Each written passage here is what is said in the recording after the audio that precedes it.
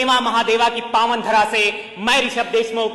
सम्मानित निर्णायक मंडल को दंडवत प्रणाम करता हूं और यहां इस सदन में उपस्थित इस युवा शक्ति को सादर नमस्कार करता हूं। साथियों, हमारे देश के प्रधानमंत्री महोदय जी के द्वारा एक सपना देखा गया था और वो सपना आज केंद्रीय बजट 2026 में वो सपना था संकल्पित भारत का, और केंद्रीय बजट 2026 उस सपने को साकार करने के लिए आज तेजी से आगे बढ़ रहा है। लेकिन महोदय, मैं युवा शक्ति से कहना चाहता हूं, आपने भी अपने पास देखा होगा, जब हम देश को विकसित राष्ट्र बनाने की बात करते हैं तो हमारे कानों में सुनना आता है, सम से इट इज नॉट पॉसिबल, सम से it is only on a paper. तो इस सदन के माध्यम से मैं पूरे भारतवर्ष में विराजमान ऐसे लोगों से कहना चाहता हूं कि केंद्रीय बजट 2026 केवल युवाओं के सशक्त नहीं करेगा, बल्कि भारत के विभिन्न क्षेत्रों को सशक्त करने का एकमात्र प्रयास और दृढ़ संकल्प है। और ये केवल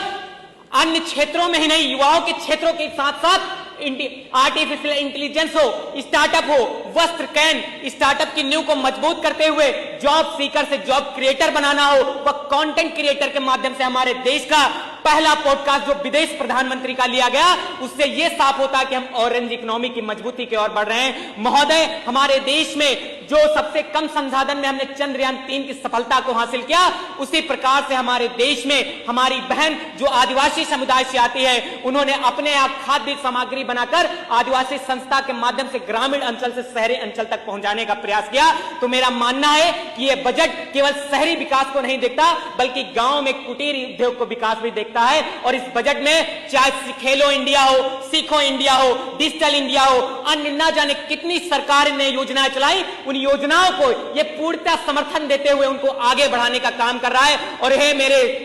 देश के नौजवानों, आपसे कहना चाहता हूं कि जैसे एक पंक्ति लिखी गई कि हे उठो जवानों, देश की वसुंधरा पुकारती पुकारती मां भारती, पुकारती मां भारती, तो हमें आपको इस देश का ध्वजवाहक बनना होगा। जैसे हमारे देश के माननीय प्रधानमंत्री और इस देश उत्तर प्रदेश के सूबे के मुख्यमंत्री महोदय जी के द्वारा देश हित में न जाने प्रदेश हित में कितनी विकास योजनाएं लाई गई, उसी तरीके से अगर विकसित भारत को सार्थक बनाना होगा तो हमें आपको मिलकर काम करना होगा। क्योंकि डॉक्टर एपीजे अब्दुल कलाम ने कहा था कि हमें खूबसूरत चेहरों की नहीं, बल्कि उन हाथों की जरूरत है जो राष्ट्र निर्माण को आगे बढ़ा सके। और मैं अपने देश की सरकार से निवेदन करना चाहता हूं कि अंतिम छोर ग्रामीण पर बैठा व्यक्ति कम पैसों के कारण शिक्षा नहीं पा पाता है और कम पैसों के कारण अपने लोगों को बीमारी की वजह से खो देता है, तो उसको दूर करने के लिए हमारे देश में एक बड़ा बदलाव लाना चाहिए। वन नेशन वन एजुकेशन और one nation one health system लागू करके इस सरकार को इतिहास में एक नया पन्ना दर्ज करना चाहिए।